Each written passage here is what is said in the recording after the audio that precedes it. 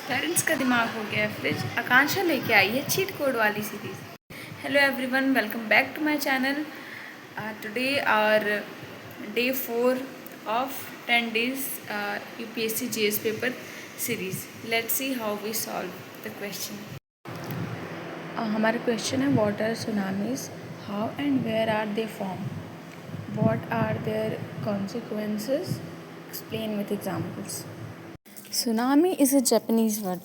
Tsu means harbor, nami means waves. ये समुद्र के अंदर होने वाली बहुत ज़्यादा उथल पुथल की वजह से उठने वाली मैसी वेव से होती हैं। ये नॉर्मली समुद्र की लहरों से अलग होती हैं, क्योंकि इनमें समुद्र की पूरी कॉलम ऊपर से नीचे तक पूरा पानी हिलता है। दैट्स वाई ये होता है। ठीक है, तो how and where are they form, इसके पीछे का जो प्रोसेस होता है ये होता है कि सुनामी बनने के पीछे जियोलॉजिकल डिस्टर्बेंस होता है। जैसे ये अक्सर ring of fire Pacific ocean के आसपास या टेक्टोनिक प्लेट बाउंड्रीज़ के आसपास बनते हैं, जहां अर्थक्वेक आने की चांसेस ज़्यादा होते हैं। हाउ, कैसे बनते हैं? तो इसका ये अंडर वाटर अर्थक्वेक, जब समुद्र के अंदर जो सी बेड होता है उसके हिलने से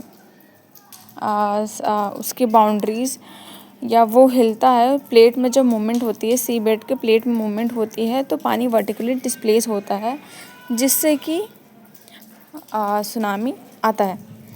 and the third reason is कि वोल्केनिक इरप्शन, या तो बड़े ज्वालामुखी के समुद्र में गिरने से होता है, या तो लैंडस्लाइड से होता है, या तो मटेरियल इम्पैक्ट से होता है। कभी कभी बड़ी मेटेराइट्स के गिरने से भी ये होता है।